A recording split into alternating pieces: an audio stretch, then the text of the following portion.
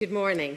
I asked a question of last week's panel, which was on a scale of 0 to 10, where 0 is no confidence and 10 is complete confidence, what number would you give in terms of confidence to this FM? So, same question for you, Minister. What specific number between 0 and 10 in terms of confidence would you give this FM? 10 in this FM because it is a strategic one. So the bill being a framework bill is a strategic... For the avoidance of doubt, 10, you're saying that the costs given in this FM will be the final costs to the Scottish Government and to taxpayers of implementing this? Indeed, because it's a strategic level. So within the FM, the assumptions that are made are very clear, as well as the kind of ranges that we're looking at. Because most of the provisions of this bill are about setting up those frameworks, developing process, developing legislation, the costs there are as indicative and as accurate as we can possibly make them for those things. You're making an argument when you say as indicative as we can make them for a framework bill. By logic, following that logic, they can't be very accurate at all, because it's a framework bill that you yourself have emphasised in the estimate. This concerns me greatly. Where we see estimates, and I appreciate the complexity, I absolutely do, but our job as a committee is just to scrutinise the FM. And in some respects, we almost need to set aside the policy and the excitement that's generated by the policy and the change. Our job is to look at the FM. And as it stands at the moment, you've already heard from the convener concerns being expressed by our representatives last week. Indeed, in answer to that question, I think it was Kirsty Maguire from South Lanarkshire Council gave her confidence level a 4, and someone else said a 5, because they were reflecting that they don't know the final cost. So just looking at the FM, we can, as it stands, have really simply no idea as to the final costs of implementing this policy. In fact, it's fair to say in any project, you never know the final cost till it's done. That's just a statement of fact. So I'm trying to establish the confidence level, given that you, in all your previous evidence to the convener, has set out exactly how we cannot know and the mitigations you're going to take place with that in terms of co-design. So having explained that, how confident are you now that the FM represents the final cost to the Scottish Government and the taxpayer? I mean, the question, I suppose, is what final the member means, because the provisions of this bill, for example, on single-use charging for single-use items, that is then an enabling power that this Parliament could use again and again and again. We don't know when the next product, like a single-use vape, might be invented. We don't know what that might be. That could be 30 years from now. You're describing a benefit, not a cost. But all of that would require development. So the costs outlined in this bill include the development of those policies, the engagement required for those policies, as well as enforcement costs down the line. So the framework bill sets in place that we can develop these things for the next single-use vapour, the thing that comes out. So there isn't a final, there isn't a day in which this will be finished. Moving to a circular economy is going to be a journey that we will always be on. What this does is takes us on the next step by creating these enabling powers. Right. And the financial memorandum puts in place or shows you the funding for this next step, which is the horizon that we can see and the step we're currently taking. Every step after that, and the details of that, will be that as each piece of regulations is brought through Parliament, they will have impact assessments that will be scrutinised as each piece goes through. Which I think the convener also has made, that if that's going through secondary legislation and, for example, an affirmative procedure by no way could be considered scrutiny, that means automatically, even going through lead committees. For example, I had a situation with the Children's Care and Justice Bill where the recent evidence session was all about costs, because exactly the same issue had occurred. There had been a framework bill and the detail of the costs was starting to come through and was going through the Education and Young People's Committee. So what I'm trying to, I suppose I'm saying here is I personally cannot have any confidence in the FM when we have fully disclosed estimates that are quite vague because of where you are in the process, and I understand why that is the case. And we have witnesses from local councils saying, well, actually, frankly, we don't know. Then we've got mitigations in there, some ranges 7 times higher. And just to frame it out, imagine if you were going to build your own house and you went to the bank and said, I think I want to borrow 250,000, but actually might be 1.75 million, and I'll let you know once I've been through all the various stages. The bank would say, I don't think so. They would be looking for considerably more detail.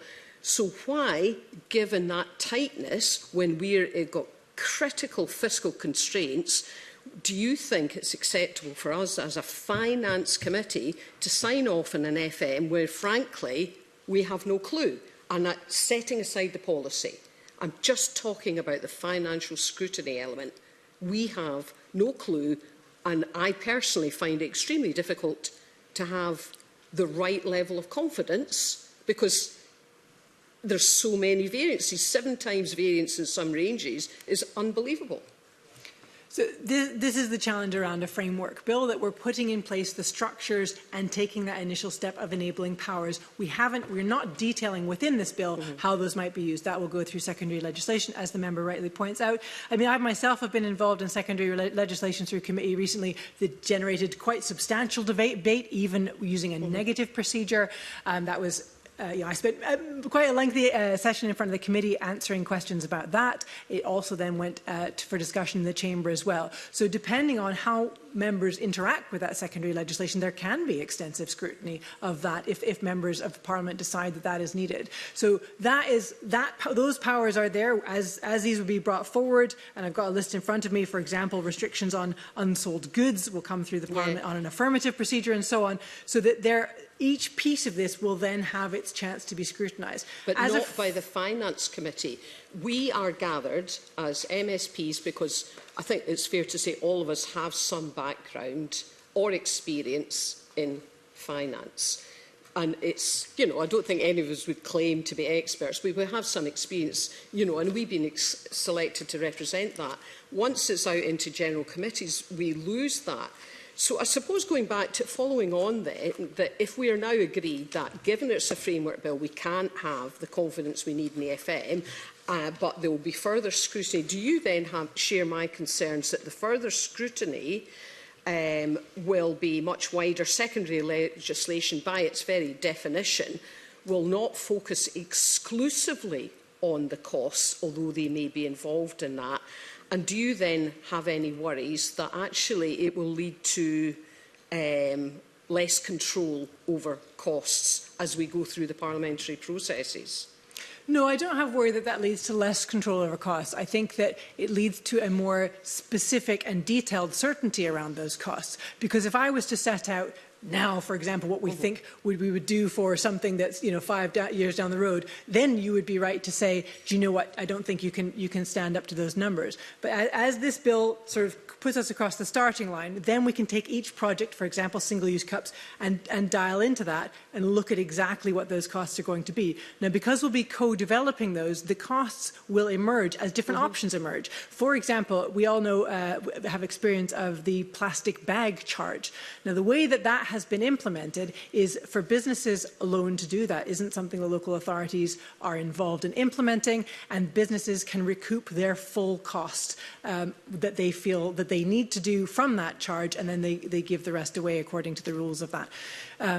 That is an example of a version of that implementation that has almost no cost to local authorities on that, because the cost has been managed in a specific way. But you could have implemented that charge in a totally different way. You could have implemented it such that there were costs. So as we develop these policies, there are substantially different options on the table, hence the range. And that is why we, when we go through that co-design process, it may be that local authorities will say, yes, we want to be involved in this one.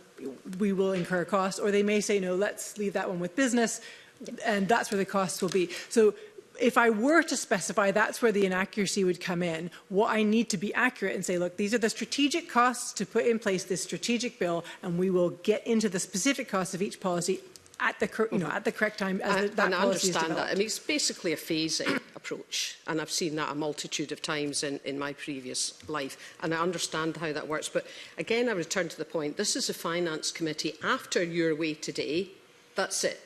It's away from the Finance Committee, unless we ask you as a committee to come back with an updated financial memorandum. That's away from the Finance Committee, who has responsibility for ensuring that the costs are understood.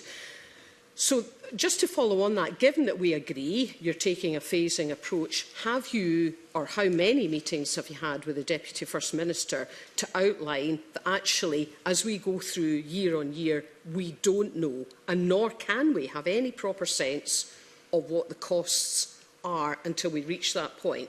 So does she know, in her capacity as Finance Secretary as well as Deputy First Minister, that actually year on year for the next few years she has no idea about the costs of this bill? Oh, and we can add that to the National Care Service and the Children's Care and Justice Bill. Because if I were her, I'd be quite nervous about that. Because if I were in charge of controlling the costs, I want to know what's coming down the track or have a good sense of them. So how many meetings have you had with her?